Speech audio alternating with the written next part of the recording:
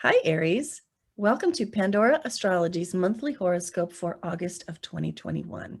We are the astrologers here at Pandora Astrology. I'm Jamie Kale Miller. I'm in Berkeley, California. And I'm Julia Mikos in San Francisco. Well, Aries, you may notice as you listen to this horoscope that there is a gathering of planets in your sixth house, the arena of work, health, and service. And that might bring a lot of questions up for you about your career. And if it does, you can find a link for a mission orders reading in the YouTube description below. Well, how's your relationship retrospection period going? Juno is about to finish its retrograde period happening here in your ninth house. So it's really been all about looking at the past of your relationships and your relationship past, if you will, and asking yourself, how can I have more freedom, growth, and expansion in my relationship? And this period's been going on for a couple of months. It's going to draw to a close on August 2nd, which is going to be a great relief. But you may be ready to kind of come out of this retrospective period and ask yourself, how did my relationships change? Have they updated themselves? And then spend the rest of August letting all the pieces fall back into place in perhaps a new order. We've made a video about Juno Retrograde. You can find it in the June 2021 news playlist on our YouTube channel, Pandora Astrology. So, Julia, I think you have some news for the Aries of the world about Mercury, Venus, and Mars. I do, Jamie. Hey there, Aries. We'll start with Mercury. And Mercury is the planet that rules communication. It rules what's going on in your mind. And wherever we have Mercury is where we spend a lot of our thinking that month. So Mercury begins the month in your fifth house. This is a super fun house. It's the house of games. It's the house of creativity. It also rules children too, if you have any. So when Mercury begins the month in this house, it means that your mind is sort of preoccupied maybe more with games and fun than like having to work. This might be a bit of a challenging time if you're in school and you just want to kind of run off and play some video games instead of learn your school homework. And if you do have children, then you can maybe expect some increased communication with your children during this cycle too.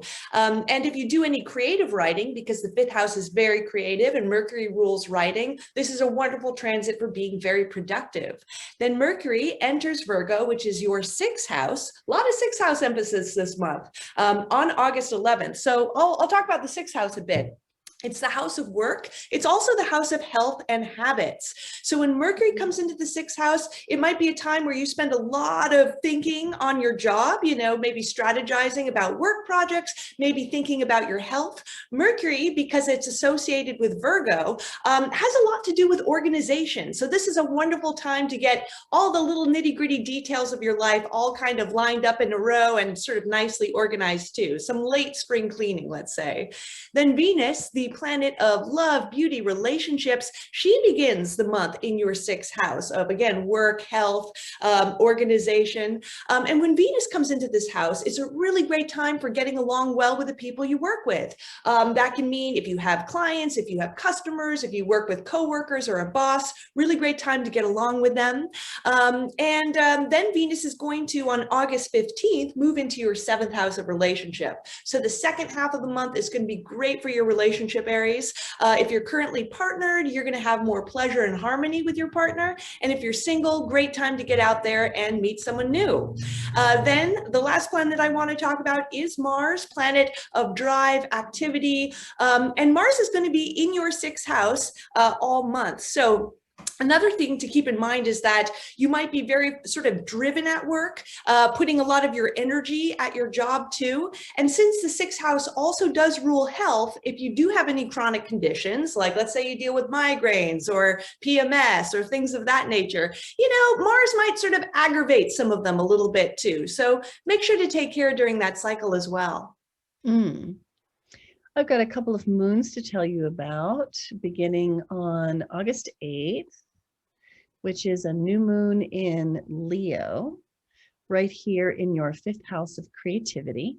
We're calling this one Pride Springing from Wholeness, Not Ego, because there's a lovely trine between this sun and moon in Leo, which are all about self-discovery, self-expression, and of necessity self-involved. And there's a lovely trine over here to Chiron, the wounded healer, in the sign of the warrior. Chiron's been doing its thing in your sign for several years and isn't quite done yet. But it's going to be helping during this moon the process of ego integration and self-discovery, self-actualization. Then the next thing I want to tell you about is that Uranus is going retrograde on August 19th. Right about here. You can see the little red RX symbol is there. And Uranus has been traveling through your second house, bringing some uproar and conceptual shifts in your relationship with your money, among other things, also your food and your body. And so Uranus tends to bring a kind of a quality of nervous energy, a sense of agitation and a readiness for change. If you're having a Uranus transit, not only in your second house, but also to some specific planet in your chart this year, then you would be feeling a lot of that agitation. We've made you a video to help you understand how Uranus transits feel so you can identify them and what to do about them, how to handle them for the best results. You'll find that in our August 2021 news video playlist on our YouTube channel, Pandora Astrology. But suffice it to say that when Uranus is traveling your second house, you can have financial leaps, and they could be up, down, or sideways. Those all have very specific meanings, and you can find out more about it in a reading about that, in which, you know, we can address more specifically how it impacts you and the timing of it. Next thing I want to tell you about is on August 22nd. Actually, before that, we have the full moon in Aquarius right here as the sun sits in 29 degrees of Leo and the moon opposite to it. This moon is in 2 of Pisces, so I'll just pop it a little bit earlier so you can see the moon in Aquarius here in your 11th house of community, friends, tribe, also ideals, long-term goals, very long-term goals.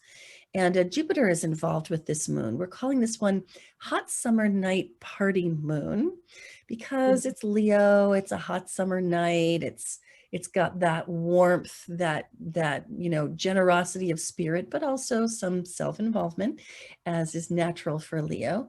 And then the moon in Aquarius brings such a social feel that it seems like a great time for a party, and Jupiter definitely adds to the vibe.